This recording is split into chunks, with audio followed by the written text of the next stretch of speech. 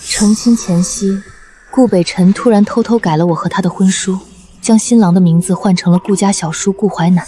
你疯了！林心婉为了等你整整蹉跎了7年，都成老姑娘了。我和软软打赌输了，说好要听她的话做一件事。再说了，只是改个婚书而已，反正林心婉的婚事都被搅黄了10次，也不差这一次。等他发现弄错了，定会着急忙慌的找我改回来。那万一他真进了洞房呢？万一真的稀里糊涂进了洞房，我小叔他又不能人道，最后林心婉还是我的，还能落个把柄在我手上。7年相伴，10次悔诺，顾北辰，在你眼里，我的终身大事，竟只是你逗弄丫鬟的赌注。心婉出大事了！这顾家送来的婚书，上面的写的是顾家小叔顾淮南，这可如何是好啊？就按照这上面办吧。没关系，这一次我不会再去求你改回婚书。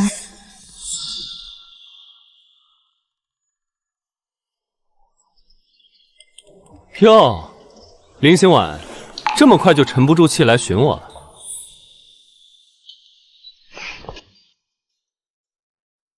哼，道歉信我不看了。什么时候你把软软看上的簪子送过来？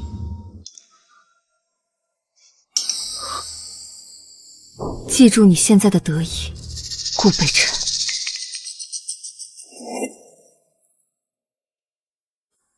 婉婉，你确定这婚书当真不改了？可那顾淮南他是个不能人道的摊子啊！你若是嫁过去，这辈子就毁了。无碍，总归都是顾家人。怎么能无碍？那顾北辰明明是故意羞辱你。母亲，我已经不能再任性了。这已经是他第10次毁诺更改婚期了。第1次，京中人为我打抱不平，指责他薄情寡信；第2次，贵女们疑惑不解，纷纷猜测我们是否有矛盾。后来一次又一次，便人斗至廉耻被人嫌弃，说我刻薄恶毒，引人厌恶。青梅竹马的顾北辰才不愿意娶我。林夫人，这顾少爷都说了，心婉姑娘是他的人，京中哪还有人敢和他争啊？再说了，姑娘你那名声，日后啊，你怕是只能做顾夫人了。只是此顾非彼顾罢了。既然人人都说我只能做顾夫人，那我便遂了他们的愿。你说什么？心婉要嫁给谁？嫁给淮南？淮南是我最疼的小儿子，这些年缠绵病榻，我这当娘的心里苦啊。既然2个孩子缘分到了，这婚事我准了。去传我的话，按最高的规格再添3成聘礼，绝不能委屈了心婉。婉婉，顾家送来的聘礼比原本定下的多了整整1倍。听老夫人那边的意思，多出来的那些是顾红婉私下里亲自补给你的。这些都挺好的，我一切都满意。哟，出嫁的东西都准备好了？是。都检查了吗？聘礼单、喜帖，还有最关键的婚书，毕竟是你的人生大事，林心婉，你确定不再拿出来仔细看看？都核对好了，无一错漏。你若无事，便早些离开吧，我这里忙得很。我今日确实有一事来找你。当年我曾将我娘的白玉镯子给你，那是留给我未来妻子的传家宝。如今你还未进顾家的门，是不是该先把镯子还给我？那镯子是我18岁那年他给我的。这太贵重了，我不能收。这是我娘准备给我未来媳妇儿的传家宝，你带着就不许摘了。我就偷了怎么了？我这辈子非婉婉不娶。这镯子什么时候给她都一样。北辰哥，要不还是算了吧。心婉姐姐毕竟戴了这么久，软软没关系的。戴了再久也是我顾家的东西，我既然说了要给你戴着试试，就一定会给你试的。原来是为了他。给你。你说的对，这本就是你顾家的东西，我并未嫁给你，戴着确实不合适。等我们成亲那日，我再亲自替你戴上。顾北辰，慢着！既然镯子已经还给你了，那我林家的双福佩呢？你要我把定情玉佩还你？林心婉，你是不想嫁了吗？我只是觉得你拿着那玉佩不合适。这玉佩早就旧了，我戴着也嫌寒碜，确实该换个新的了。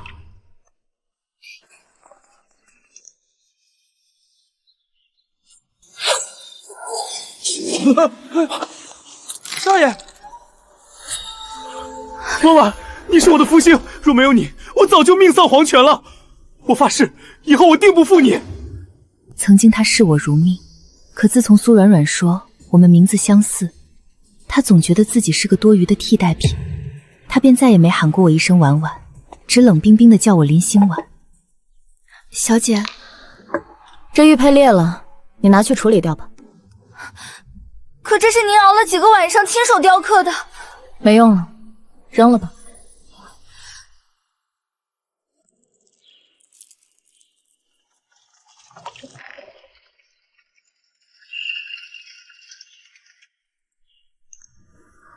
淮南，花园中的糖花开得正好，你带星婉走走吧。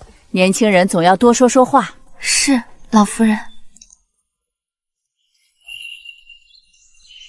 星婉姑娘是在担心这婚事办得仓促。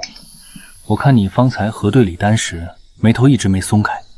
小叔不也看出来了？我不只看出你在担心婚事，我还瞧出你今日敷的这层胭脂，虽是盛姬最时行的醉春风，但色泽略显厚重了些。若是换成西域新进的那款流霞膏，衬你的肤色会更通透。您还懂这些？卧病在床久了，总得找些趣事打发时间。不管是胭脂妆容，还是古籍字画，略通一二罢了。没想到您平日里不仅看兵书，竟还关心这些女儿家的东西。因为我知，未来的顾夫人定是位极爱俏的姑娘。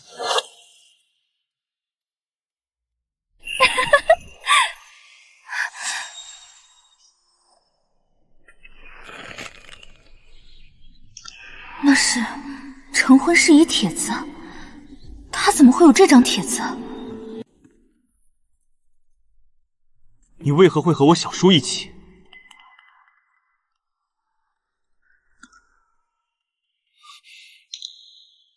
怎么，我的事还要向你汇报？确实，这些年他缠绵病榻，以至于我都忘了，顾淮南未受伤之前，曾是大西立下赫赫战功、鼎鼎有名的战神，也是顾家的顶梁柱。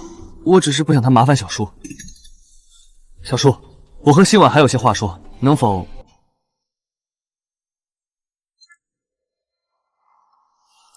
既然如此，你们俩。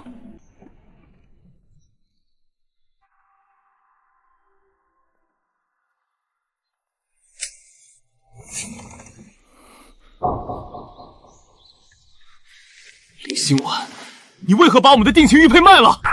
前些日子，我让小桃将玉佩随便找个铺子便宜卖了，本想一了百了，却不想这京城当真狭小，竟兜兜转转又落到了他手中。玉佩坏了，自然要处理掉，留着除了占地方，还有什么用？哼，也行吧，坏了就坏了，回头你要送我一个更好的。不过那天我也就是随口说说，让你把东西还我，你居然真的就卖了。林心婉，你未免也太听我的话了吧？那我以后若是说要让软软做我的妻，你只能做个妾。你岂不是要上赶着帮我将人纳入房中，还要亲自替他操办婚事？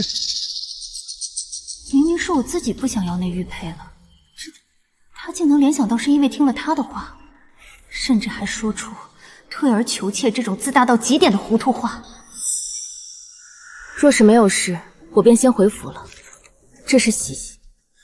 听说时间定在4日后，不凑巧，我明日要带软软去京郊打猎，还没玩够呢，不知道能不能赶回来。要不你回头和祖母说一声，把成亲的日子改在5天后吧，也就差1天，你应该能等。简直莫名其妙，那日他亲手改了他未提，我便也顺势没提。如今婚事是按照写着顾淮南名字的婚书在操办，他竟然觉得那是他可以随便更改日期的儿戏，话里话外，他竟然还以为我非他不嫁。也就差1天，你应该能等。罢了罢了，瞧你那副受气包的样子，那日我尽量赶回来就是了，省得你一个人在堂上哭。北辰哥哥，东西我已经收拾好了，随时可以出发去打猎。心婉姐姐，你千万不要误会，我只是太高兴了，才一时忘了分寸。这镯子我戴着也只是好玩。他才不会那么小气嘛！星婉向来最是通情达理，他知道我只将你当做亲妹妹一般照顾，自然不会在意这些小事。心婉姐姐可真大度，我以为爱一个人，若是遇到自己的定情信物戴在别个姑娘手上，还和夫君结伴出游这种事，夫君肯定会吃醋发狂的呢。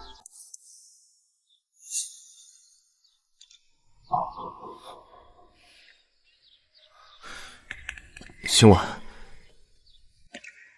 时间不早了，我还要回去准备成亲那日的事。对，你快回去准备吧，等你嫁进顾家，我定好好对你。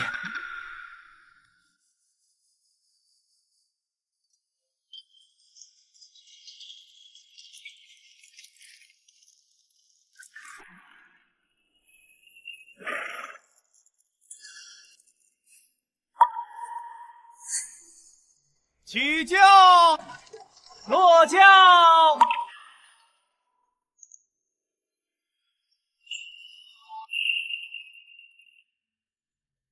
一拜天地，二拜高堂，夫妻对。拦住他，放我进去，我才是新郎官。李希婉是我的，我才是新郎，我才是新郎啊！李希婉，你要不要脸？就因为我迟了这么一会儿，居然随意就和一个男人拜堂成亲！这顾少爷发什么疯？今日明明是顾小叔的大婚，这顾老夫人和林夫人都端坐在上头呢。就是，他身为大家的晚辈，就是他正儿八经的婶婶，他竟敢当众说这种胡话，真是不知羞耻。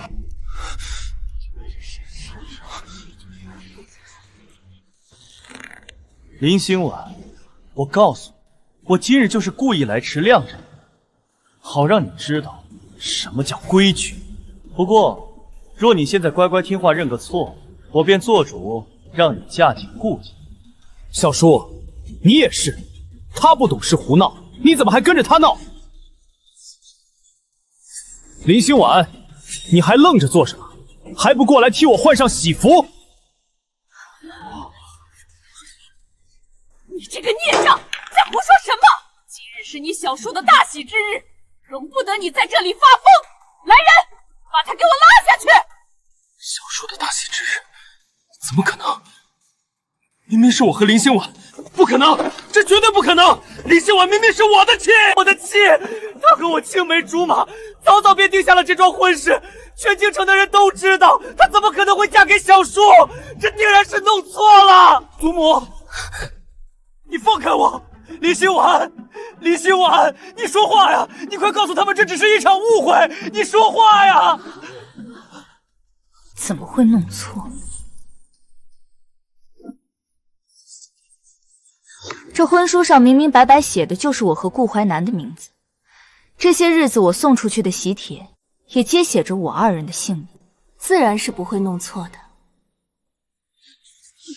是了，这些日子顾家准备婚事的时候，也都是顾淮梅忙前忙后，就连林家小姐用的胭脂，听说都是她亲自去铺子里挑选的。如果不是自己的媳妇儿，谁会这么上心？可不是嘛！今日这成亲的大事，我看这位顾小少爷早间连人影都不在顾府，反倒跑去郊外游山玩水，哪有当新的会对自己婚事这么不上心？他本是为了拿捏我，故意改了婚书，又故意带着苏软软去郊外，想拖延时间，迟到晾着我，却不想他自以为是的算计，如今竟成了他自己被众人口诛笔伐的铁证。心婉，李心婉，真的要一味一时意气用事嫁给他？现在一切都还来得及。如果你们今日李成入了洞房，你就再也没有机会后悔了。带他下去吧，别耽误了吉时。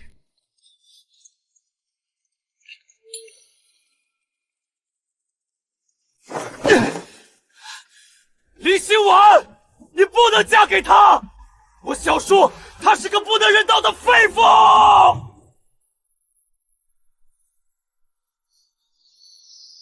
畜生！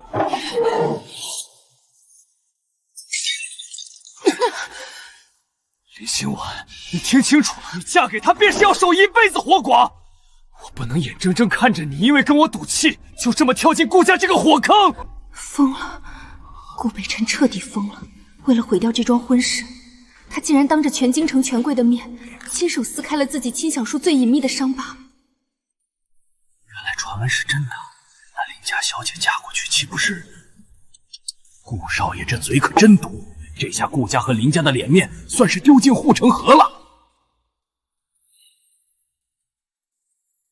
顾淮南受伤后一直避世，不能人道，本只是坊间恶意揣测，从未有人敢拿到台面上羞辱。可顾北辰，他身为侄子，竟当众往自家叔叔的心孔上捅刀子。今日若由着他闹，半日内京城便会流言四起，林家和顾家将沦为全天下的笑柄。星婉，你终于明白我的苦心了。你打我！我的夫君如何？还轮不到你一个晚辈在这里品头论足。你当我林家是什么门第？定亲时连这点小事都不查清楚吗？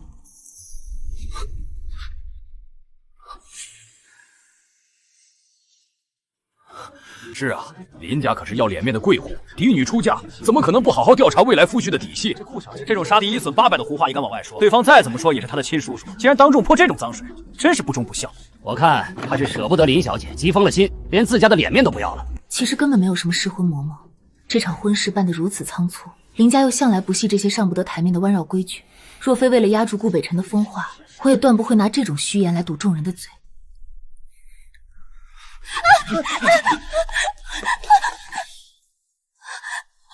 北辰哥，你没事吧？疼不疼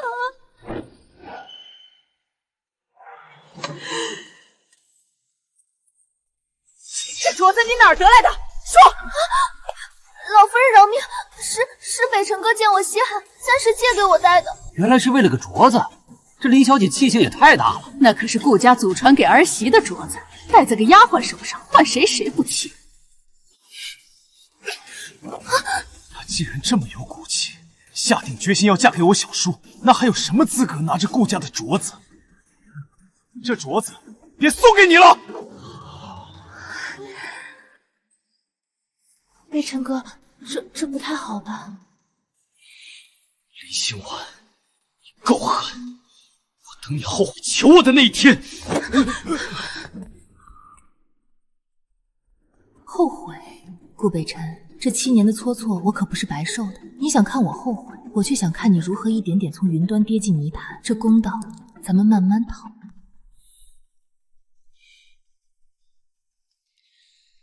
家门不幸，让诸位见笑了。吉时已到，礼成。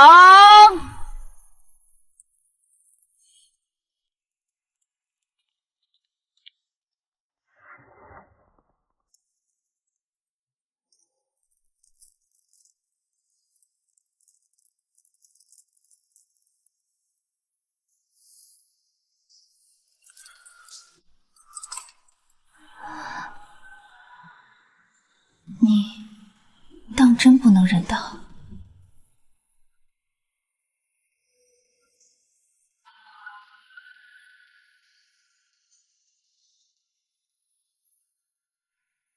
娘子若是对此心存疑虑，不如亲自来验证一下。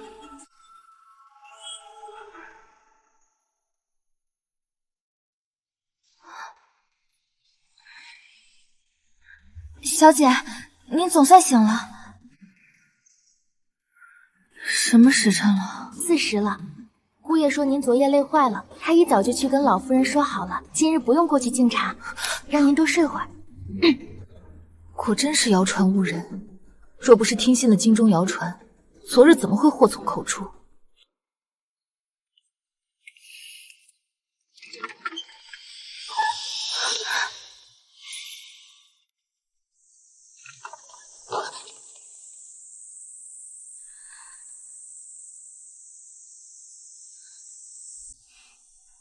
大婚次日便找上门来，定能有好事。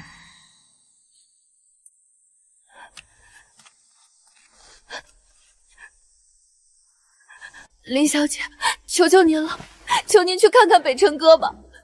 昨夜您红绸暖帐入洞房，他却在外面喝了一整夜的冷酒。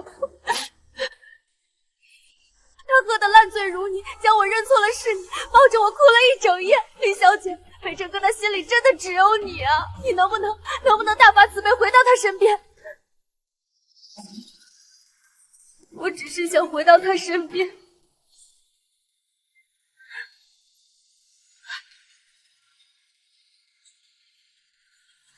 认错？恐怕顾北辰昨夜不仅是抱着她哭那么简单。苏软软今日特意跪在这里，嘴里喊着求我回去，实则不过是想借着这一身的红痕，向我这个新下娘炫耀她的战果罢了。这不是你要的吗？你没名没分的做了她那么久的贴身丫鬟，费尽心机搅黄了我们的婚事，难道不想她借着昨晚的事抬你做个名正言顺的妾，或者干脆扶你做个正妻？你与其费尽心思在这里盯着我，不如好好想想怎么彻底拿下顾北辰。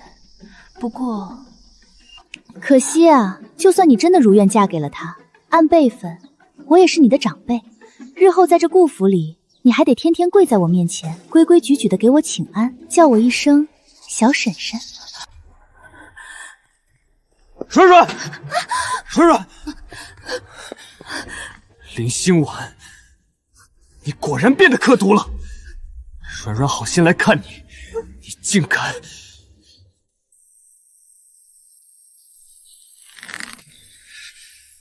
你和他睡了，你竟然真的让他碰你了！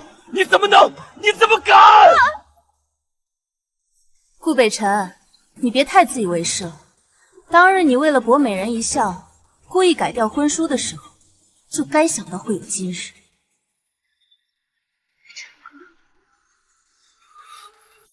看来昨夜你和你这个贴身丫鬟过得不错。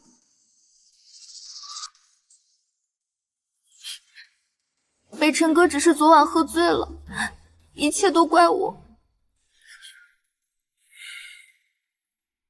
北辰哥，既然话都说到这份上了，顾府向来重规矩，自然不能枉具情义，连个名分都不给人家。今日我便以长辈的身份替你做主，让顾北辰纳你为妾，迎入房中。林心婉，你疯了！你居然要亲手给我塞女人！他太自大，根本不懂。最好的报复不是让他身边空无一人，而是让他亲手娶了他最看不起的卑贱丫鬟。苏软软或许懂，但他为了上位，绝不会提醒他半个字。北辰，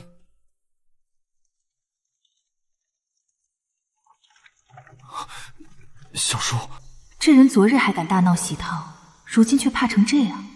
看来昨夜我睡下后，他们之间定是发生了什么。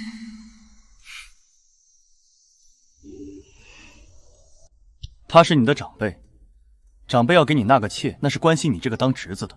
你若是以后还是这副没礼貌的态度，对着你的小婶婶大呼小叫，我便叫人把你带下去，关进祠堂，好好学学规矩。既然你看不上这丫鬟，不愿意听你小婶婶的话纳她做妾，那便给个名分做通房吧。通房？那可是连妾都不如，没名没分，咱们这些当管事的都能随手差使他去刷马桶。北辰哥，滚蛋！我不仅要纳她为妾，还要她做个贵妾。既然你对苏姑娘情深至此，我这做长辈的自然要成人之美。这贵妾之位我应下了，定会帮你办得风风光光。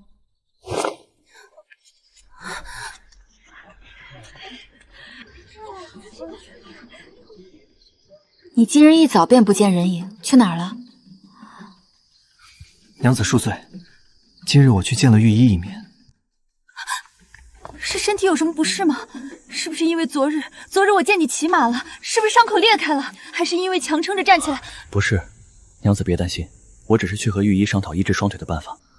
往日我觉得站不起来便站不起来吧，可以后我又想保护的人了，自然想恢复双腿，重新站起来。原来他去求医，竟然是为了我。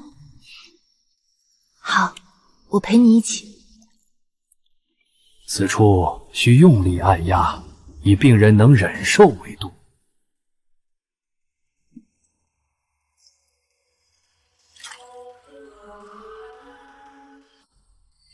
这红绸要挂得满院都是。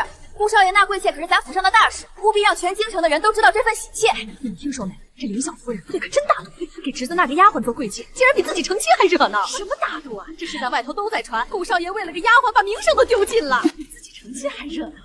顾北辰，既然你想要贵妾，那我就让你求人得赢，让这桩美谈传遍圣京。这顾家竟然还有脸送帖子，未娶正妻先纳贵妾，还是个卑贱的丫鬟，真是自甘下落。这种宠妾灭妻的烂窝子，以后谁家敢把女儿嫁过去？咱们盛京的名门闺秀可丢不起那个人。老夫人，本宫与陛下素来最看重夫妻情分，可听说你们顾家如今倒是热闹得很，一个丫鬟竟也能越过正妻的名分，大张旗鼓地抬成贵妾。皇后娘娘恕罪，是老天教孙无方。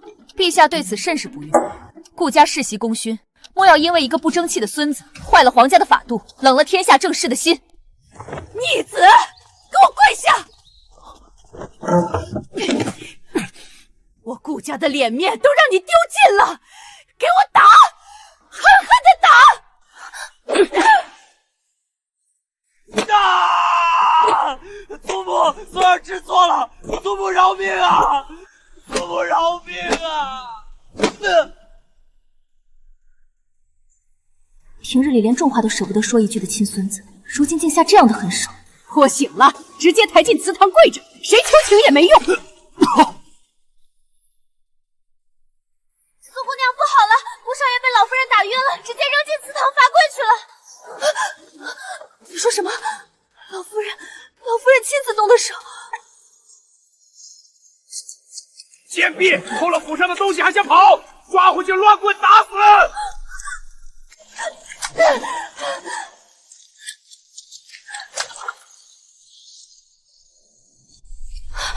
苏软软，你给我站住！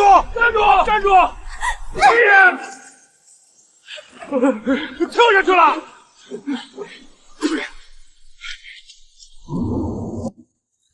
小姐，苏软软没了，说是得知北辰少爷受罚，怕连累到自己，连夜卷了金银细软想坐船逃，结果跳河淹死了。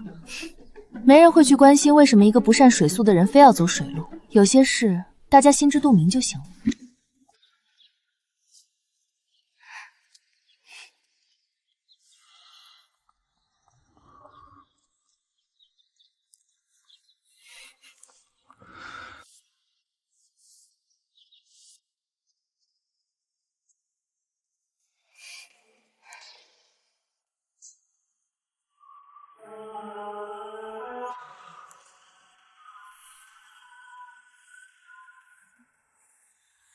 小姐，姑爷请的御医说，您这胎做的极稳，已经3个月了，得千万小心。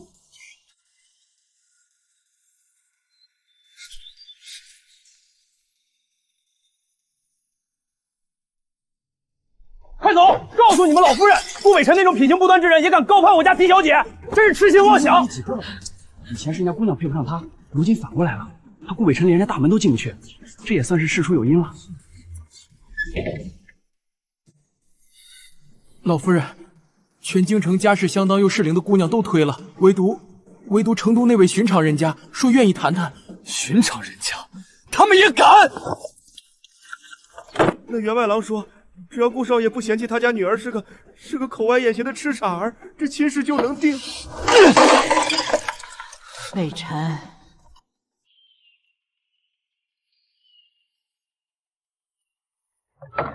小姐，顾北辰走了，刚出城，顾家人都去送了，您真不去瞧一眼？没什么好瞧的，小姐，我本以为您的抱负就是要让他悔不当初，跪着求您原谅，可现在他名声臭了，待不下去走了，这和我想的有些不一样。傻丫头，你以为女人最大的抱负就是不爱那个男人，让他追悔莫及？可那又怎么样？他往日里不爱你，百般折辱你，难道失去了就真的会珍惜？会因为这个后悔一辈子？不过是一时的虚情假意罢了。等那股新鲜劲儿过去，他照样会找下一个。我要报复，自然是要他一点点来尝尝我吃过的那些苦，受的那些罪恶。我要他蹉跎光阴，陷入流言蜚语，还要他在盛京待不下去，像丧家之犬一样滚出去。听说了吗？顾北辰死在去边军的路上了。哎呦，报应啊！听官差说是被人毒死的，下手的竟然是苏软软乡下的亲丈夫。投毒数十，苏软软已溺亡，此案了结。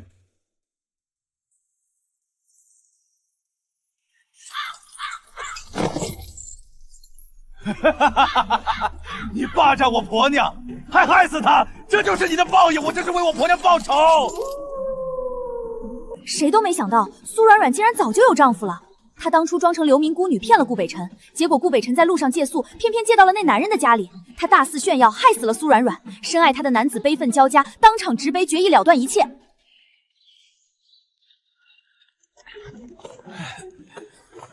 孽障，丢尽了祖宗的脸，不准进祖坟，随便找个地方埋了。顾家没这好人。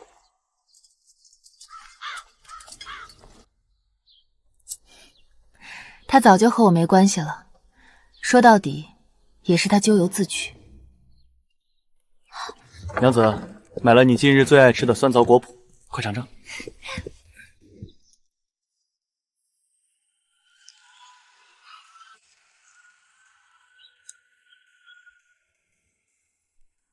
我知道，我的人生已重新开始。入秋后的第一场雨落下来时，我已经怀了5个月的身孕，肚子渐渐显怀，走路都有些笨拙。顾淮南便总不让我多走动，每日处理完府中事务，就陪着我在廊下坐着，看雨打芭蕉，剥我爱吃的石榴。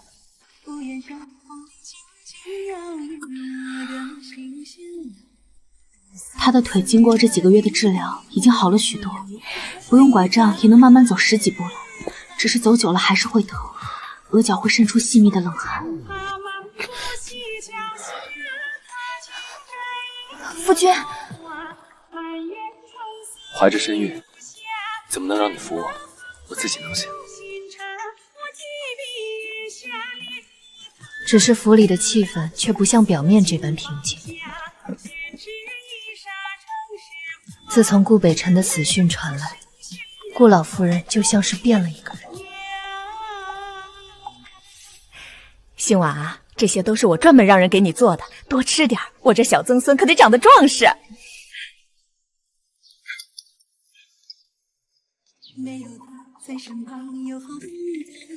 以前他虽然严厉，却总是笑眯眯的。可这半个月来，他总是一个人待在佛堂里，一待就是一下午。出来的时候，眼睛总是红红的。祖母，您别太伤心了，若是伤了身子可怎么好？星婉和孩子都会担心的。我知道他心里不好受，毕竟顾北辰是他一手带大的孙子，就算再不成器，也是他的血头肉。知道了。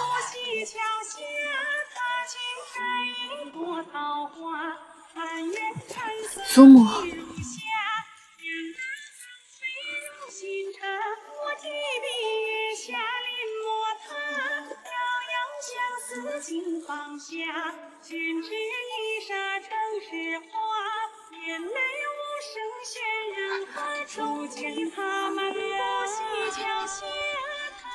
星婉，我想把北辰牵进祖坟。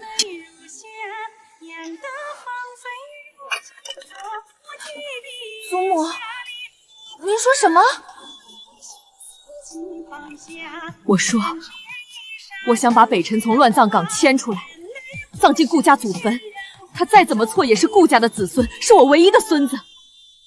总不能他死后连个安身之处都没有，做个孤魂野鬼吧？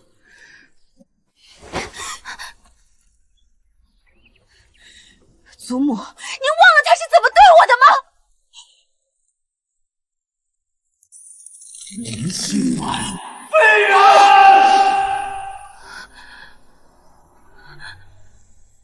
您忘了他是怎么毁了我的7年青春吗？忘了他在喜床上是怎么羞辱淮南，怎么败坏顾家名声的吗？他不配，他不配进顾家祖坟，他不配，那谁配？你吗？如果当初你没有执意要嫁，他也不会变成这样。如果不是走到这一步，他怎么会落得如此悲惨的结局？星婉，你怎么能这样？他都已经走了，你连这点最后的念想都不肯给他吗？我心狠，可到底谁先错了？当年他为了旁人，把我的婚事当玩笑，不顾我的名声的时候，他在喜堂上大声说话，说淮南不好的时候，你怎么没提过他？走到这一步，是他自己选的路。好，我原谅他，我原谅他之前做的所有事。够了！母亲，新婉说的对，顾北辰不配进顾家祖坟。他做的那些事，桩桩件件都对不起顾家，对不起新婉。若不是他自己作恶多端，也不会落得今日的下场。你要是真为了顾家好，就不要再提这件事了。好啊，你们都长大了，吃饱硬了都不听我的话了。我不管了，我什么都不管了。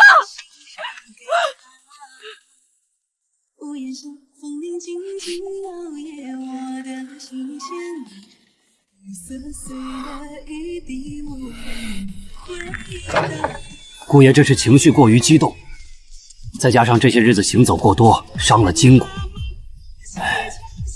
必须好好静养，至少1个月不能下床。我守在他床边，一夜没合眼，心里又后悔又自责。要是我当时没有和顾老夫人争吵，要是我能忍一忍，他就不会这样了。傻瓜，不关你的事，是我自己没控制好情绪。再说了，保护你是我的责任，就算再让我选一次，我还是会这么做。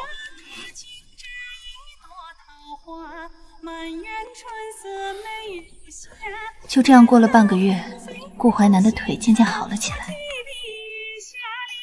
小姐，你快看我找到了什么！这是我在整理顾北辰以前住的院子时，在他书桌的夹层里发现的。夫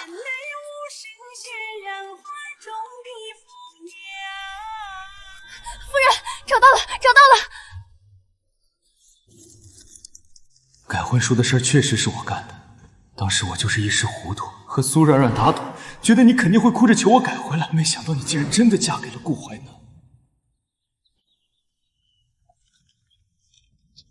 其实从喜堂被你打了1巴掌开始，我就后悔了，尤其是看到你们在一起那么幸福，看到小叔看你的眼神里满是温柔和珍惜，我心里就像被刀割一样。我去军中是为了逃避，我不敢面对你，不敢面对小叔，更不敢面对自己犯下的错。新婉，对不起，这3个字太轻了，弥补不了我对你造成的1/1000的伤害。我毁了你的7年，也毁了我自己的一生。如果有下辈子，我一定不会再这么混蛋，一定不会再辜负你。祝你和小叔永远幸福。原来他到最后还是知道自己错了。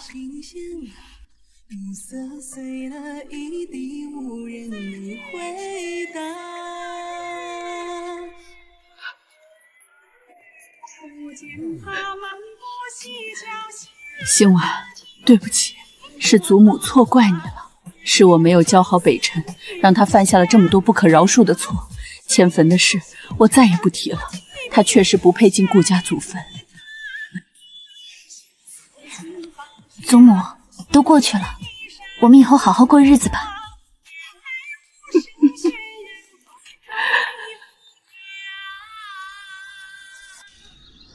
又过了1个月，他的腿终于完全康复了，他能够像正常人一样走路，甚至还能跑几步了。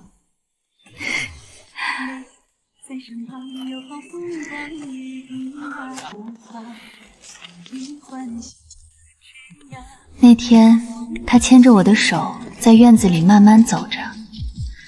秋风卷起金黄的梧桐叶，在我们身边飞舞。新婉，等孩子出生了，我带你去江南看看，那里的春天很美，有桃花，有杏花，还有小桥流水。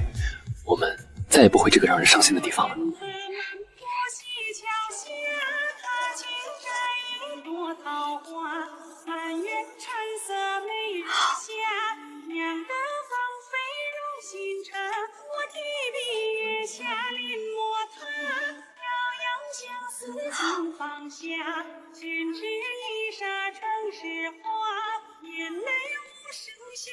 顾老夫人抱着刚出生的孙子，喜极而泣。顾怀氏站在床边，紧紧握着我的手，眼里闪着泪光。